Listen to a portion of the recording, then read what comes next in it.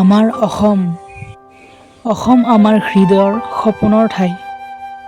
অসম কেৱল ৰাজ্যই নহয়, ই আমাৰ অনুভৱ, আমাৰ গৌৰৱ আৰু আমাৰ পৰিচয়।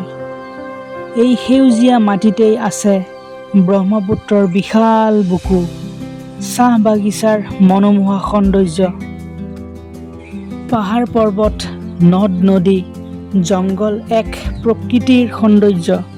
পুৱাৰ কোমল ৰ'দত চৰাই চিৰিকটিৰ মিঠা গানেৰে যেতিয়া নতুন দিনৰ আৰম্ভণি কৰে, তেতিয়া অসমৰ প্ৰতিখন গাঁও আৰু নগৰ নতুন আশাৰে সজীৱ হৈ উঠে। খেতি পথাৰত কাম কৰা কৃষক, পথাৰ সেউজীয়া কৰাৰ সপোন, স্কুল কলেজ শিক্ষাৰ্থীৰ সপোন আৰু সাধাৰণ মানুহৰ পৰিশ্ৰমে এই মাটিক প্ৰতিদিনে আগুৱাই লৈ যায়। অসমীয়া ভাষা কেৱল কথা কোৱাৰ মাধ্যমেই নহয়, ই আমাৰ আত্মাৰ ভাষা।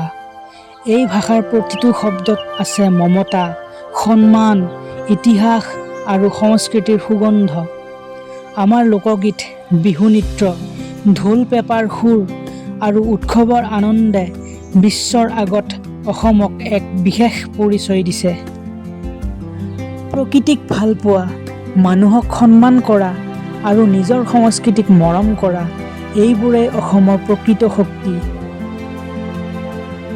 নতুন প্ৰজন্মই যদি নিজৰ ভাষা সংস্কৃতি আৰু ঐতিহ্যক হৃদয়ত স্থান দিয়ে, তেন্তে অসমৰ ভৱিষ্যত আৰু অধিক উজ্জ্বল হ'ব। মই অসমৰ সন্তান, মই অসমক ভাল পাওঁ। আজি মই অসমীয়া হৈ গৌৰৱ অনুভৱ কৰোঁ। জয় আই অসম।